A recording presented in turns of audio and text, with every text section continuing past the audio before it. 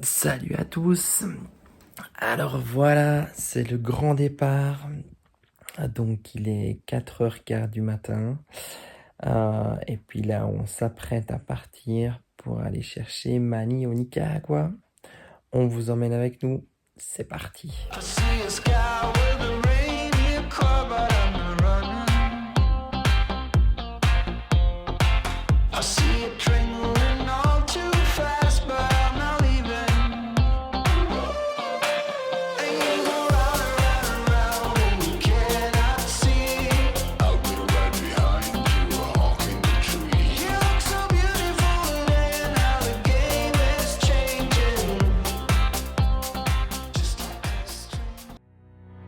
I lose my breath whenever I see you.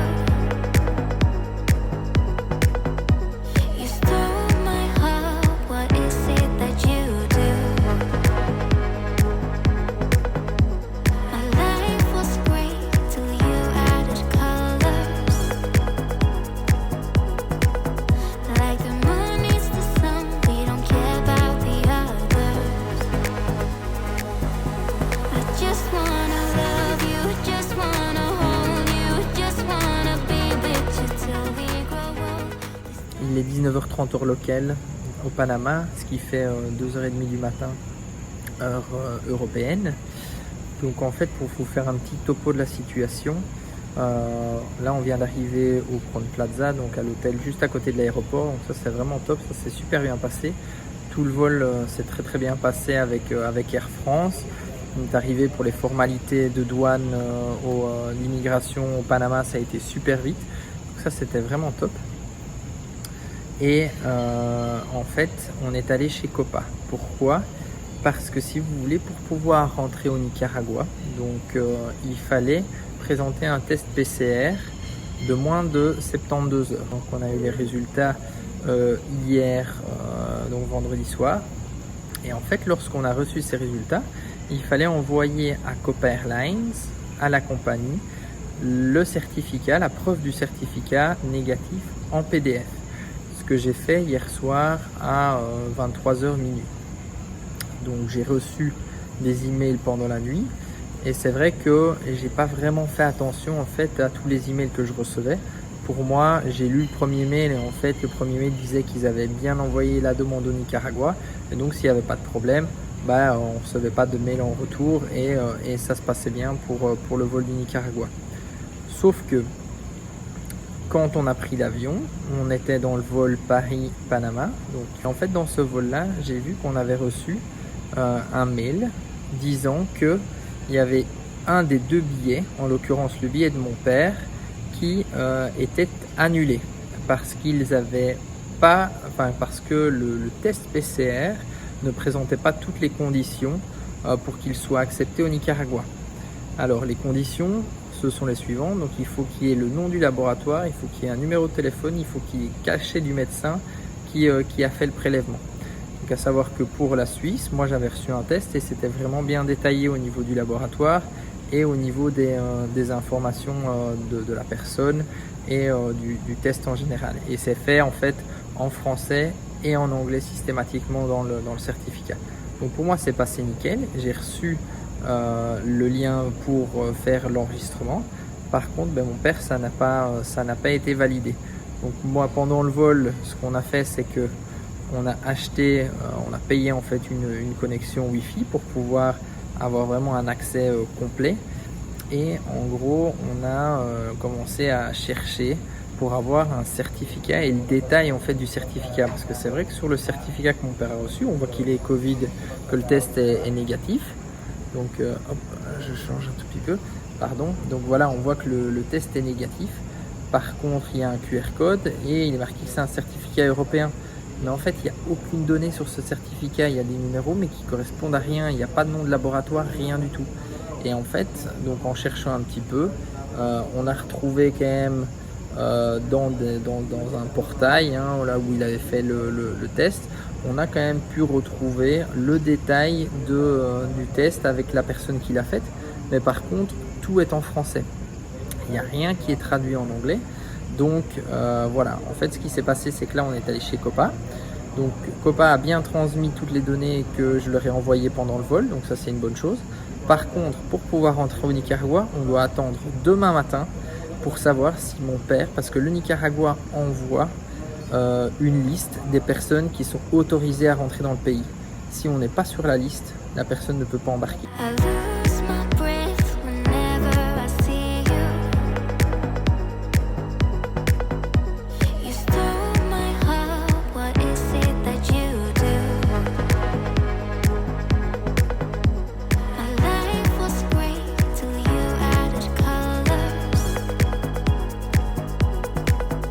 Like the moon is the sun, we don't care about. Voilà, donc je vous reprends ce matin. Donc on est le dimanche 25, on est le dimanche 25 juillet. Et donc là, en fait, on a reçu pendant la nuit une confirmation avec le boarding pass donc, de mon père. Donc, suite au mail envoyé hier soir pendant le vol Paris-Panama. Et donc ce matin, on a passé la douane, on a passé donc, le contrôle au checking. Et tout semble bon. Donc là, on est pour l'instant on est arrivé 3h30 avant, donc on a un petit peu de temps. On est dans le terminal 1 donc de l'aéroport de Panama City et on se promène. Il y a pas mal de magasins et puis on va gentiment se diriger vers l'avion et on espère donc pouvoir monter tranquillement dans cet avion vers Managua.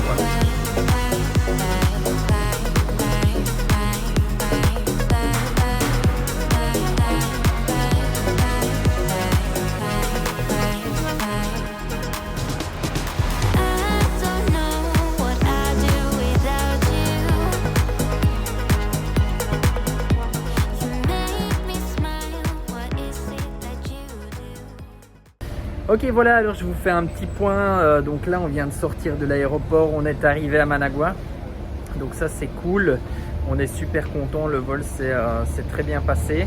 Et en fait, au niveau des contrôles, ça a été assez rapide. Hein, juste contrôle médical avec les passes sanitaires, donc PCR pour le Covid. Et ensuite, on est passé à la douane. Juste après la douane, ils ont contrôlé, on est passé à l'immigration, pardon, et puis après l'immigration, on est passé à la douane, et à la douane, ils ont contrôlé mon sac à dos, mais ça a été très rapide. Donc ici, on a acheté une carte de téléphone Claro, donc on a payé 28$ pour 15 jours et 28$ US. Hein. Donc en fait, ici au Nicaragua, on peut payer soit en dollars, soit en Cordoba. Mais ils prennent les dollars américains et donc on a payé 28$ pour 21 gigas et 15 jours de téléphone, donc ça c'est parfait. Et ici on vient de récupérer notre petite voiture, une petite Suzuki que j'ai louée jusqu'à mercredi pour pouvoir nous déplacer. En voiture maintenant et puis on va se diriger pour ce soir, comme il est tôt en fait, on va aller directement à la lagune, donc lagune d'Apoyo hein, qu'on connaît bien. Chez Yulia et Matteo.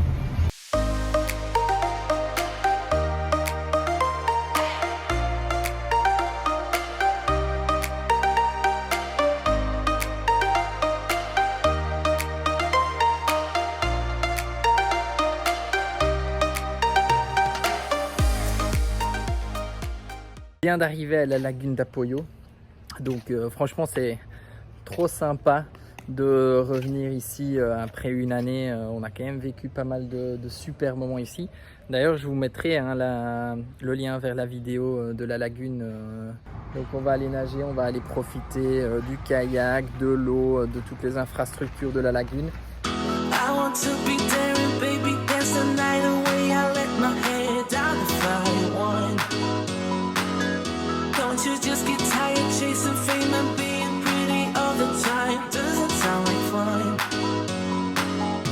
You can do better. Let me show you what a good time looks like. You can do better. You can do better. Let me show you what a good time looks like. You can do better. I dare you to be wilder.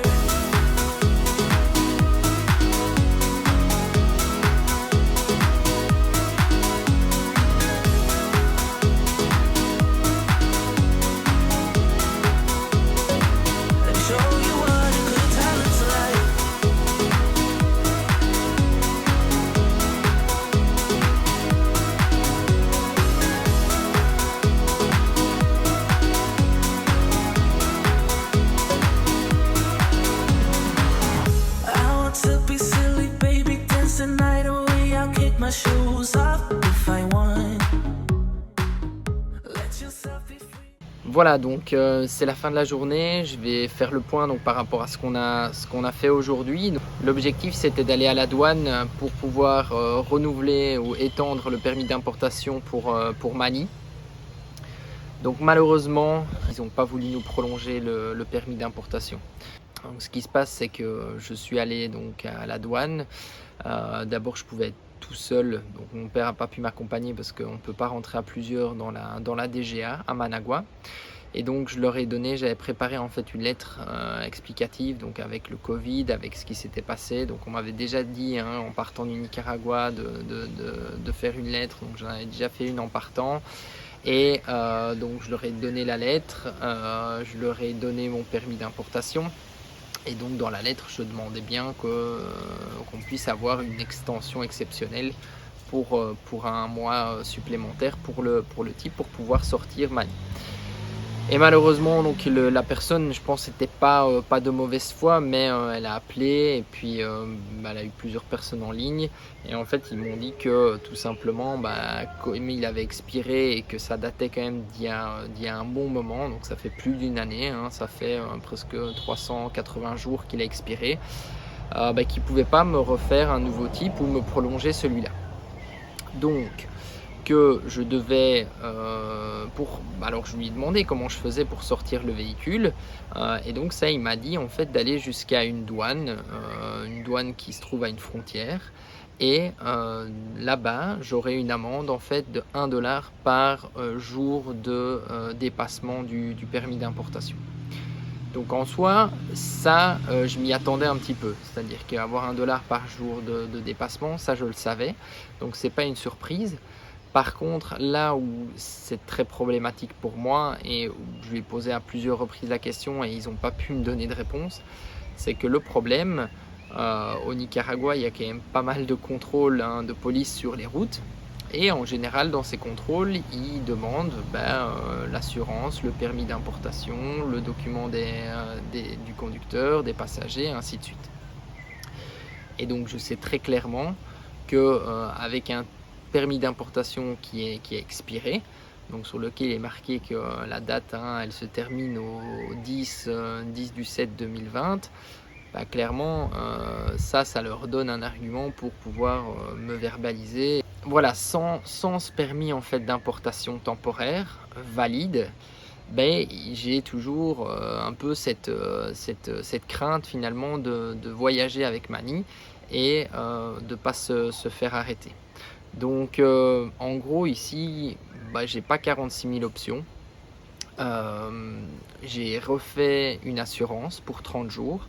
Donc cette assurance là, elle est comme ça, elle me permet au moins d'avoir un véhicule qui est assuré en cas de contrôle. L'idée c'est que demain on parte au matin redéposer la voiture de location qu'on avait à l'aéroport. Et ensuite, on a un taxi qui nous prend en charge à l'aéroport pour aller chercher Mani, donc pour retrouver le véhicule au lieu de stockage. Et à ce moment-là, voir l'état du véhicule et éventuellement commencer à le préparer. Parce que l'idée, ce sera de rouler avec Mani à travers le Nicaragua, en sachant plus que là où il est actuellement, il est au nord du Nicaragua et moi je veux passer la frontière sud. Donc on a plus ou moins 290, presque 300 km à faire sur les routes nicaraguayennes. Ça laisse beaucoup de place au contrôle de police. Donc on est en train de réfléchir un petit peu à la stratégie qu'on va mettre en place, en sachant que on pourrait éventuellement partir très très tôt le matin pour éviter peut-être une série de contrôles, ou également rouler s'il pleut parce qu'on sait clairement il y a moins de contrôles. Donc voilà, on a plusieurs idées pour essayer de minimiser le risque de contrôle, parce que clairement je sais que si on se fait contrôler, derrière, s'ils demandent le permis d'importation du véhicule, ça va rentrer dans une discussion et ils ne vont pas nous laisser partir si facilement. Je vous mettrai également quelques petites images. Après la douane, on est allé à Granada, vite voir le véhicule d'un de nos amis et qui était chez les pompiers. Donc j'ai pas filmé le véhicule, mais par contre on est allé chez les pompiers, ils étaient vraiment très sympas et on a quelques chouettes images d'anciens véhicules de pompiers. Donc en fait là on est chez les pompiers de Granada. Mais en fait on n'a pas trouvé pour l'instant le véhicule, on cherche le véhicule d'un ami qui est stocké chez les pompiers. Mais il y a 2 stations de pompiers. Et en fait là on a, ils ont des anciens camions. Donc là ici par exemple celui-ci. Ils ont vraiment des tout vieux camions de pompiers. Et ils sont super sympas, ils nous ont laissé rentrer, on peut regarder les camions. Donc ouais c'est vraiment génial. Celui-ci il est magnifique. Regardez le camion. Terrible. Donc ouais ils sont super cool avec la grande échelle.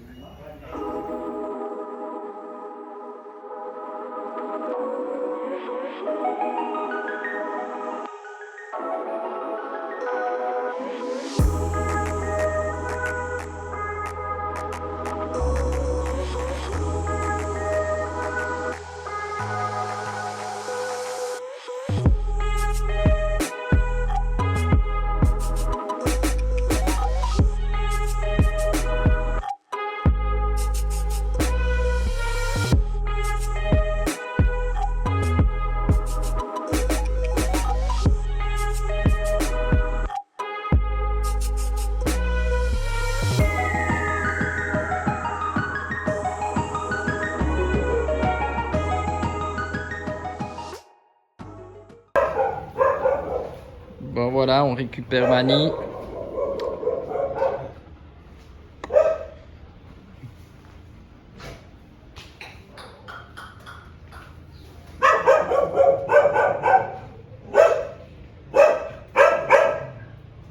Il est là, dans le garage. Donc là maintenant on va faire le point sur ce qui va et ce qui va pas. Hop. Alors on le voit. Hop. C'est le long. Quelques toiles. Je regarde mais...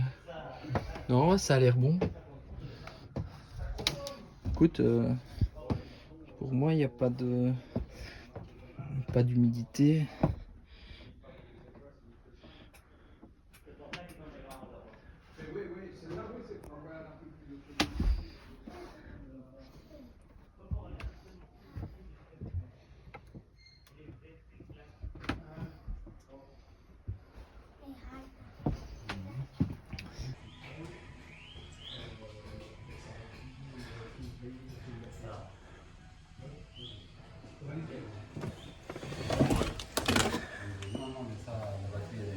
La batterie.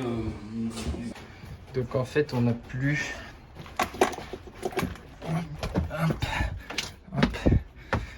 On n'a plus d'alimentation, donc j'arrive pas à démarrer le camping-car.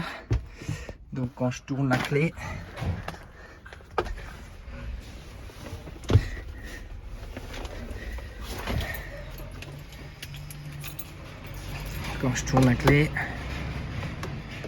j'ai rien qui se passe, j'arrive pas à la tourner. Donc là on va mettre le camion pour essayer de voir si c'est la batterie qui pose problème.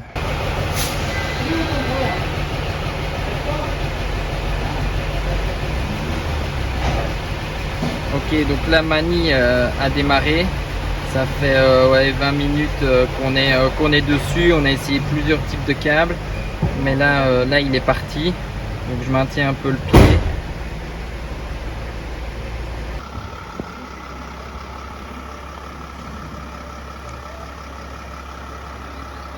Plus loin. Là, tu peux tourner là-bas. Tourne tout. Ouais.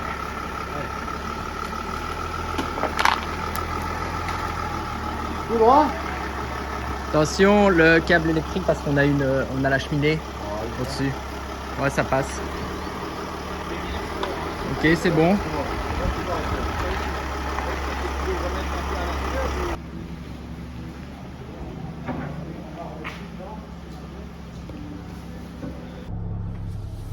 Ok, donc là je vous fais donc là je vous fais juste un petit point sur l'état de Mani. donc je vais vous montrer après, mais en gros à l'intérieur on n'a pas je pense pas qu'il y ait des souris qui soient rentrées, donc j'ai pas encore tout regardé, mais pour moi il y a juste de la poussière en fait dans le véhicule. Bon, ça c'est normal après une année. Sinon on a quand même eu du mal à le faire démarrer, donc c'est à dire qu'au début comme vous l'avez vu, la clé ne tournait pas dans le barillet finalement, et je savais pas d'où ça venait, et donc en fait la batterie était complètement à plat du porteur, donc ça c'était un peu couru d'avance, mais donc j'avais vraiment pas de contact, et puis on l'a mise en charge, on l'a pontée avec le camion de Patrice, et finalement là j'ai commencé à avoir de l'alimentation.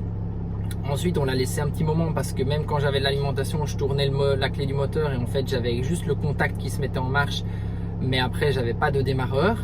Et après on a changé les câbles, parce que moi j'avais des câbles, mais des câbles assez nouveaux, une section peut-être qui était un peu, peut-être pas assez suffisamment grosse, et on a utilisé les câbles de Patrice qui lui avait des gros câbles, et donc on a posé ces câbles là, et finalement ça a démarré quoi. Donc voilà un petit peu. Après c'est vrai que au niveau de Mani, quand il a commencé à tourner, étant donné que la batterie était quand même relativement faible en charge, on avait des variations un peu comme s'il tournait pas sur tous les cylindres, donc c'est à dire qu'on avait des grosses vibrations. Donc on l'a laissé tourner, on l'a fait monter un petit peu en régime, et puis ça s'est amélioré finalement, et on a maintenant un moteur. Nicolas, ça fait quoi? Ça fait 1 heure maintenant, 1h30 qui tourne, et on a un moteur qui s'est vraiment bien stabilisé, qui tourne super bien. Donc là, comme vous l'avez vu, je l'ai avancé, je l'ai sorti du hangar, donc on va faire le tour du véhicule, on va rebrancher donc la batterie. Je vais vous montrer, batterie cellule. Je suis assez étonné parce que la batterie cellule a été débranchée pendant 1 année, et quand je l'ai remise, elle a été encore à 70% de charge. Donc ça c'est pas mal. Là, elle a chargé depuis tout à l'heure, et elle est passée déjà à 80-82% de charge. Donc la batterie cellule elle va bien charger. Après, remettre tout ce qui est système d'eau, chauffage, on va dire partie boiler avec le gaz, le frigo. Donc on va s'occuper de tout ça, remettre les coussins, et puis préparer le véhicule pour pouvoir partir demain matin assez tôt quoi. Ça bosse? Vous aurez un coup d'essuie-glace. Ouais. On va voir un peu de minutes à l'intérieur. Comme ça.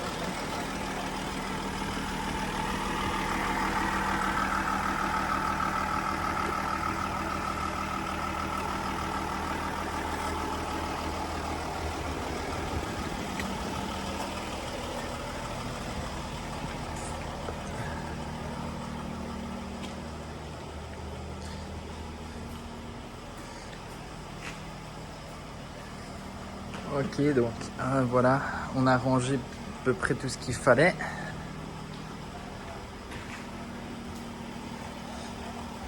Je vous montre un petit peu à l'intérieur. Ça fait presque, allez quoi, 2 heures qu'on est dessus.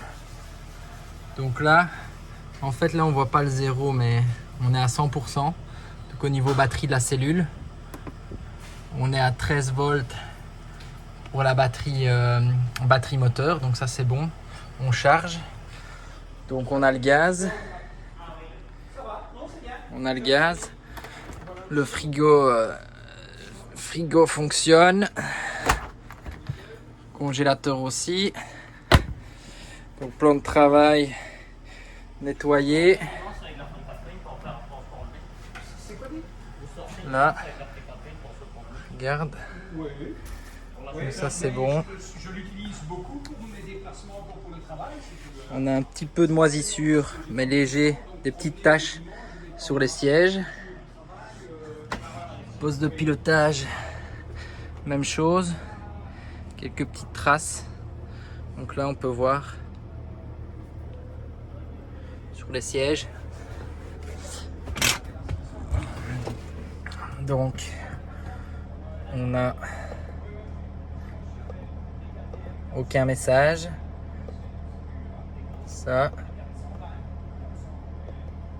Fait 2h15 qui tourne, on a 700 km d'autonomie. AdBlue. Une petite raclette. Attends. Température de refroidissement, donc on est à entre 80 et 100 degrés, donc on est bon. Donc ça tourne pas mal. Voilà. Bah écoutez, pour moi Mani, il est nettoyé, en tout cas en partie. Il faudra maintenant continuer à le nettoyer petit à petit, mais sinon voilà, salle de bain propre, ça lui c'est bon, toilette, voilà.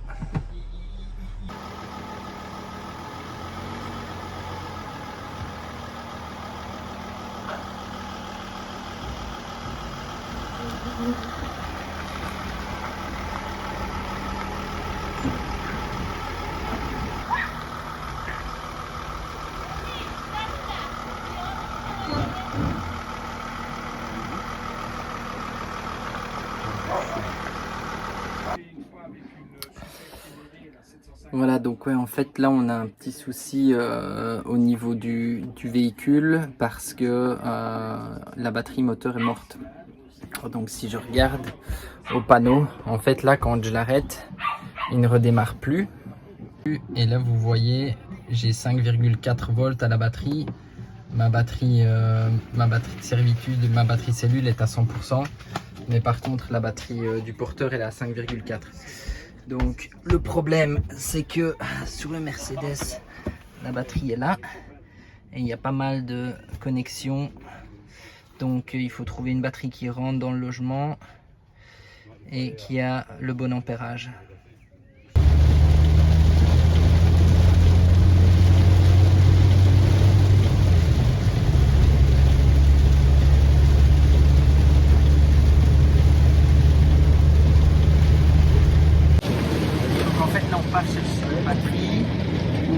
Pour Mani, donc Patrice a passé quelques coups de fil et puis on va trouver ça normalement, peut-être pas tout à fait la même, mais pour nous dépanner pour pouvoir partir.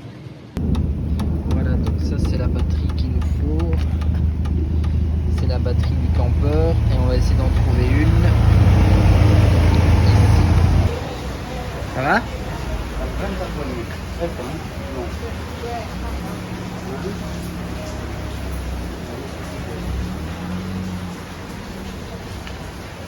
Ça.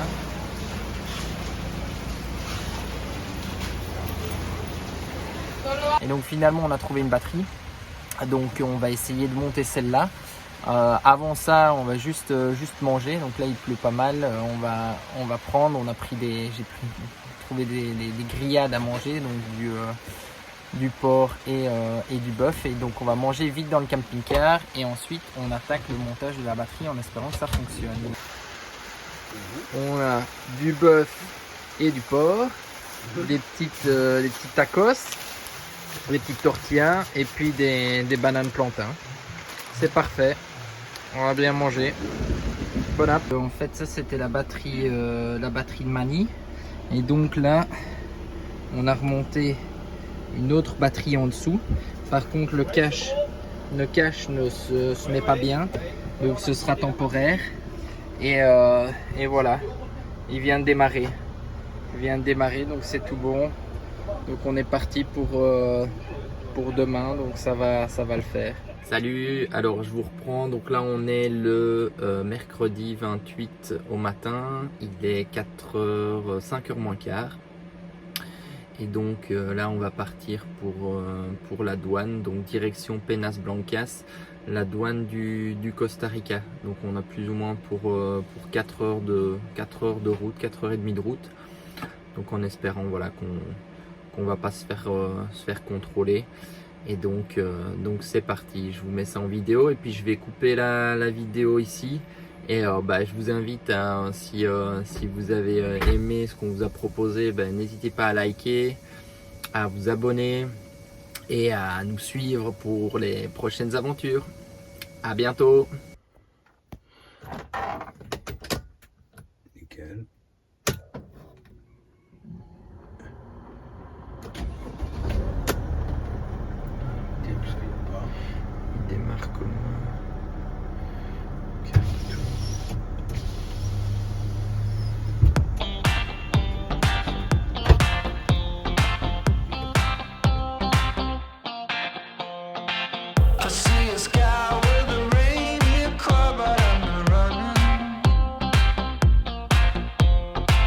I see it trailing all too fast, but I'm not leaving.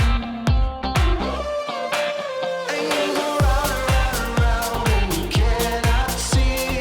I will right behind you, a hawk in the tree. You look so beautiful today, and how the game is changing. Just like a stranger, suddenly you know something. I see a sky with a reindeer car, but I'm not running. I see